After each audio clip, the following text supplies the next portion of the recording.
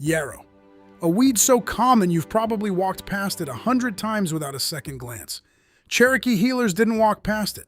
They packed it directly into open wounds, and the infection stopped. That's not legend. That's documented. A clinical trial in 2013 found that yarrow ointment measurably reduced wound pain and inflammation.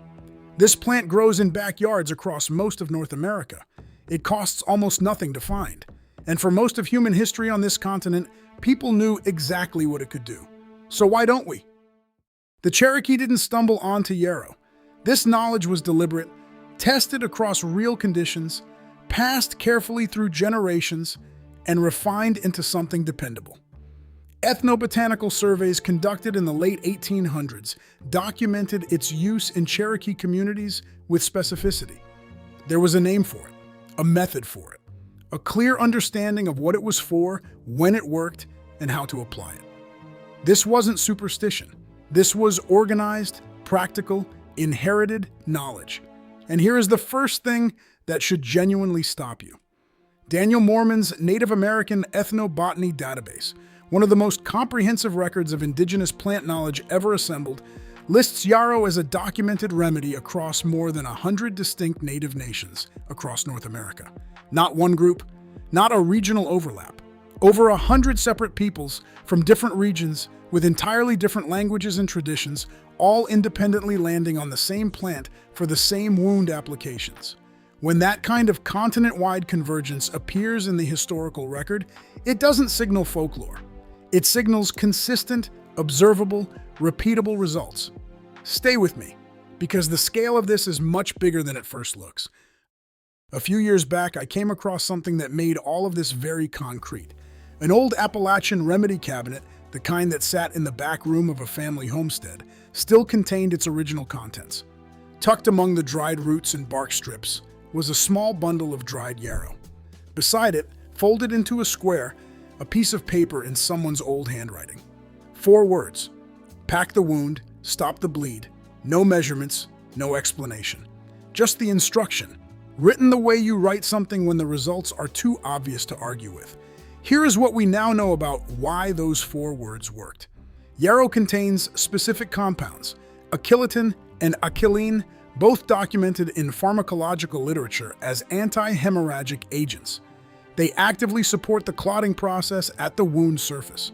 At the same time, yarrow's natural tannins create a mild antimicrobial environment in the surrounding tissue, building a basic barrier against the contamination that turns a small wound into a dangerous infection. 2 functions, 1 plant, available for free in fields across an entire continent. That is not magic. That is chemistry. Simple, old, naturally occurring chemistry that anyone can understand. So ask yourself this: why does a $20 antiseptic spray sit in your bathroom cabinet while this plant grows unrecognized in your backyard? The Cherokee weren't alone in figuring this out.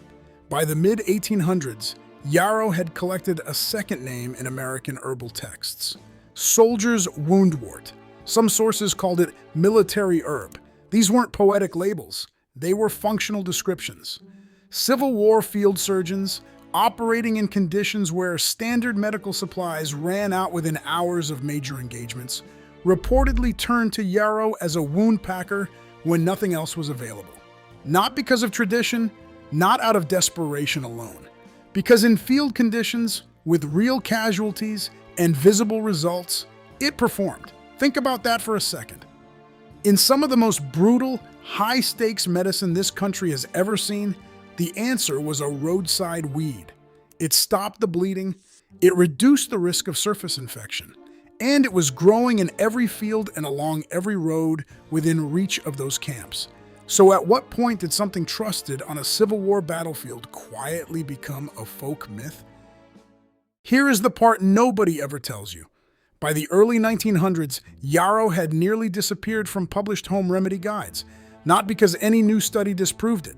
The timeline of its disappearance maps exactly onto the rapid commercial expansion of packaged antiseptic products, bottles, branded solutions, patented formulas that companies could manufacture, distribute, and resell indefinitely. The plants didn't change? The economics around medicine did. The Pure Food and Drug Act of 1906 and the regulatory structures built around it in the decades that followed didn't outlaw yarrow. But they created a legal environment where making any medicinal claim about a plant product became financially and legally risky. The plants weren't banned. The language around them was silenced. And without the language, the knowledge faded. Within a generation, it was gone from most households. Not because it stopped working, because a weed you could pick for free didn't fit inside a system designed to sell you the solution. By 1962, yarrow had been formally reviewed for possible pharmacological listing and then quietly removed from consideration. We will come back to 1962, because what happened in that review is the part that changes everything. That 1962 review did not happen in isolation. To understand what it meant, you have to back up 80 years. In 1882, yarrow appeared in the United States Pharmacopoeia. That matters more than most people realize.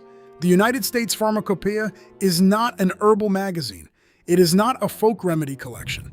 It is the official federal standard for medicinal substances in this country, the document that determines what gets classified as a legitimate pharmaceutical agent and what gets left outside that definition. In 1882, yarrow was inside that document. It had earned its place through documented use, observable results, and enough professional consensus to make it onto the official list. Then, edition by edition, quietly, without public announcement or scientific refutation, it was removed. The timing is not coincidental. The late 1800s and early 1900s marked the rapid professionalization of pharmaceutical manufacturing in America. Industrial chemistry was scaling. Patent medicine was becoming patent drug. The entire infrastructure of modern commercial medicine was being built. And it was being built around compounds that could be synthesized, standardized, owned, and sold at volume.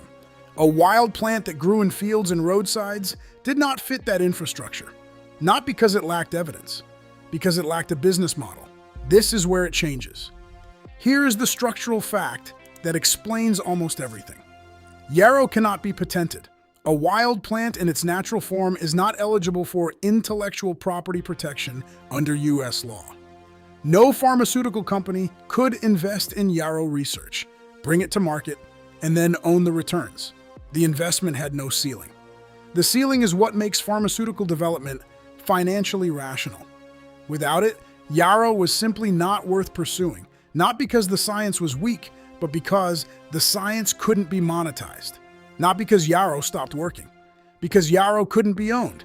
That distinction is not a conspiracy. It is a business logic that anyone can follow. And once you see it, you start to see it everywhere in the history of plant-based remedies. Now here is the payoff I promised you. That 1962 review, the one that ended without yarrow making any official list. For decades, that looked like the final word. But in 1999, the World Health Organization published Volume 2 of their monographs on selected medicinal plants, a series designed to evaluate traditional plant remedies against existing scientific evidence. Yarrow was included. The World Health Organization monograph on Achillea millefolium formally acknowledged its wound healing and anti-inflammatory properties as both traditionally supported and scientifically plausible. Not fringe, not anecdotal. Plausible enough for an international health body to put its name on it. That document is publicly available. Anyone can read it. It was published 26 years ago, and most people have never heard it exists. Notice what that means? The Cherokee knowledge, the Civil War field application, the 1882 USP listing, and then, after decades of institutional silence, the World Health Organization monograph quietly confirming the same core properties. The evidence didn't disappear. It just stopped being amplified.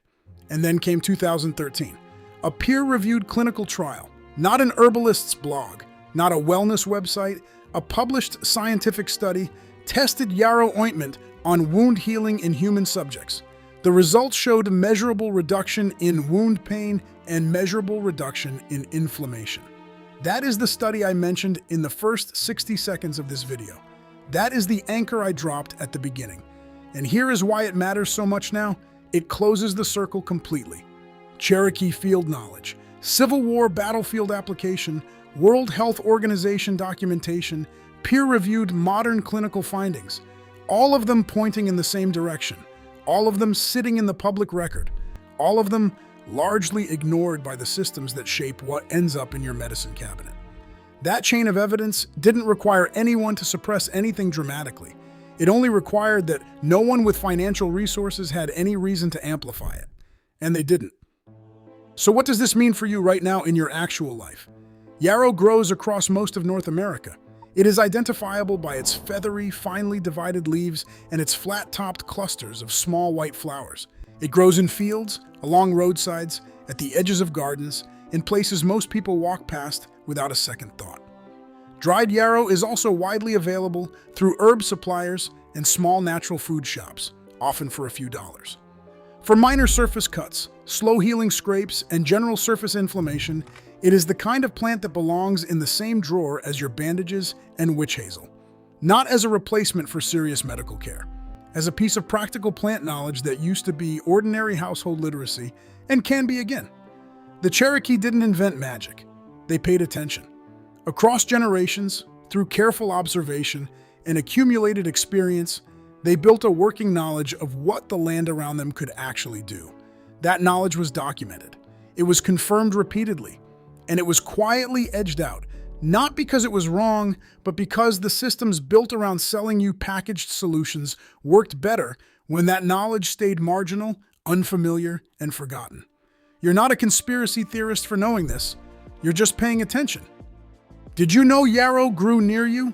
Drop your location in the comments and let's find out how many people are sitting next to a free medicine cabinet right now. And stay close, because next time we're looking at another Cherokee plant that early American doctors actually tried to have classified as a controlled substance.